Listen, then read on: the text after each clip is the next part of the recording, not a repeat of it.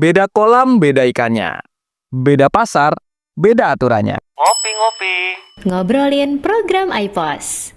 Assalamualaikum warahmatullahi wabarakatuh. Waalaikumsalam warahmatullahi wabarakatuh. Selamat datang kembali di acara Ngopi, ngobrolin program iPos. Masih bersama saya Adit dan ditemani oleh Mas Aziz, konsultan Trigonal Software. Tema kita kali ini, Mas Aziz dan teman-teman Trigonal semua, yaitu tentang toko online.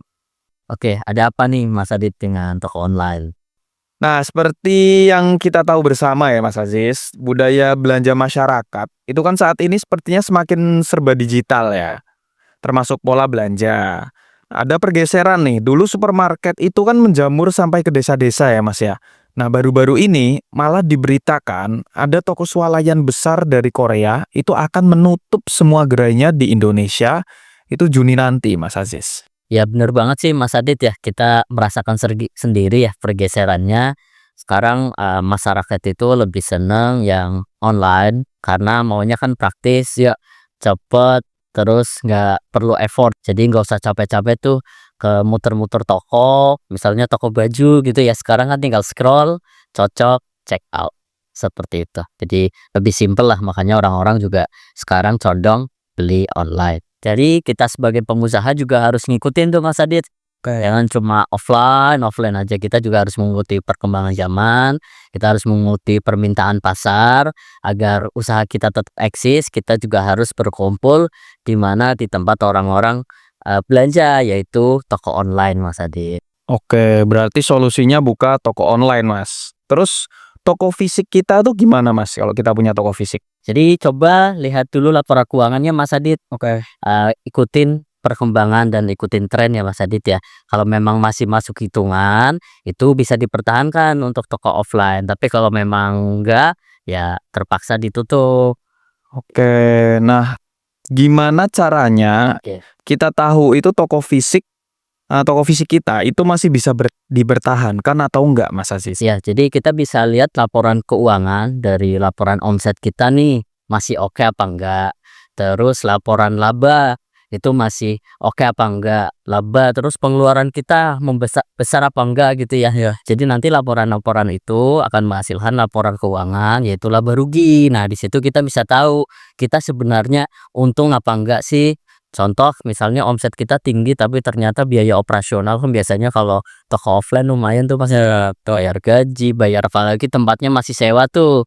Mungkin biayanya membengkak sehingga itu bisa menyebabkan usaha kita rugi. Kalau udah seperti itu terus-menerus ya berarti mau nggak mau kita tutup untuk toko offline-nya.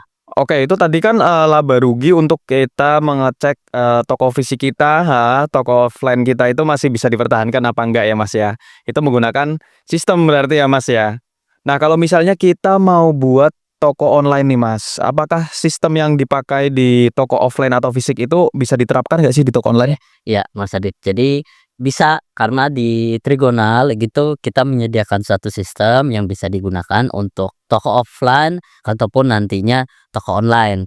Karena nanti ada fitur yang namanya integrasi marketplace Mas Adit. Oke. Jadi nanti stok yang ada di toko itu nanti bisa kita samakan dengan stok yang ada di online.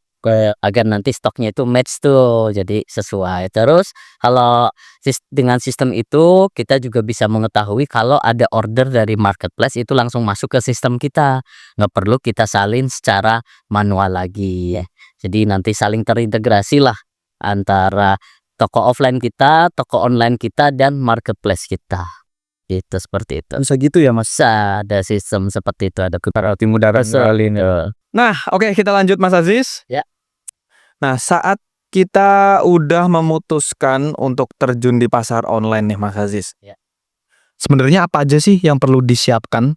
Ya, yang pertama tadi sistemnya ya Mas Adit ya. Pastikan sistem internal yang dipakai itu support jika kita punya usaha online. Terus yang selanjutnya kita juga perlu siapin SOP-nya Mas Adit. Itu penting juga untuk jualan online. Oke, SOP lagi berarti ya Mas Aziz ya. Berarti bisa nggak sih kita copy paste aja dari SOP yang kemarin sudah kita bahas nih Mas Aziz? Kan kita kemarin sudah sempat bahas nih beberapa SOP ya di Ngopi, yaitu ada SOP buka toko, pemesanan barang, penerimaan barang, layanan pelanggan, penjualan kasir, penjualan back office, pengelolaan kas, sampai SOP tutup toko itu sudah ada Mas Aziz. Itu bisa nggak Mas kita copy paste ya? Sebenarnya nggak sesederhana itu ya Mas Adit ya, karena beda kolam kan beda juga ikannya ya Mas Adit ya. Seperti Ya, jadi beda pasar juga kita beda cara mainnya. Pasti akan ada penyesuaian untuk baik apa offline yang biasa kita pakai di offline, pasti kalau kita terjun ke online akan ada penyesuaian walaupun mungkin sedikit ya, tapi itu harus kita lakukan.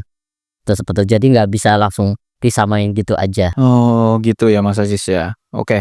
Jadi apa aja nih SOP toko online itu Mas Aziz? Ya, ada banyak sih Mas Adit ya, seperti tadi offline, online juga banyak. Salah satunya itu adalah nanti saya contohkan, yaitu SOP penerimaan pesanan Mas Adit. Yaitu SOP yang kita lakukan kalau ada order masuk. Oke, mungkin boleh dijelaskan Mas Aziz, silakan. Oke, ini contohnya ya, nanti ditampilkan di layar. Keluar dari sini. Oke, ini Mas Adit, saya ada contoh SOP penerimaan pesanan. Jadi di sini ada 2 person, yaitu admin sama bagian gudang. Jadi nanti admin yang ngecek kalau ada pesanan masuk. Nah, setelah masuk itu nanti input detail itu pesanan itu ke sistem ya. Apa aja pesanannya itu diinput dan dicek. Nah, setelah itu cek stoknya, karena kan ada kemungkinan stoknya itu nggak ada ya.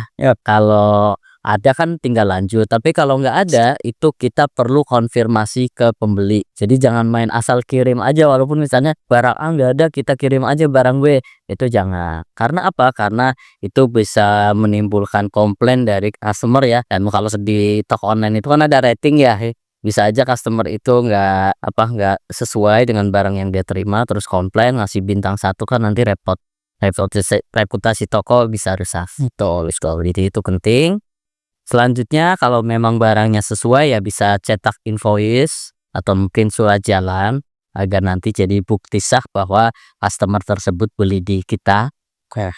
Ya, selanjutnya bagian gudang itu ambil barang sesuai invoice. Jadi pastiin nanti admin, mungkin kan admin yang input ya, bagian gudang yang ngambil, pastiin bagian gudang itu tahu dan mengambil barang yang sesuai dengan yang tadi admin input. Itu kalau sudah diambil jangan langsung dikirim atau di packing, tapi dicek lagi Mas Adit. Jadi pastikan ada cekel, karena bisa aja si admin gudang salah ngambil produk ya. Ya betul. Tuh dicek lagi, dipastikan kalau memang nggak sesuai ya nanti harus diambil barang yang sesuai. Tapi kalau udah sesuai itu bisa lanjut di packing, pastiin packingnya juga aman.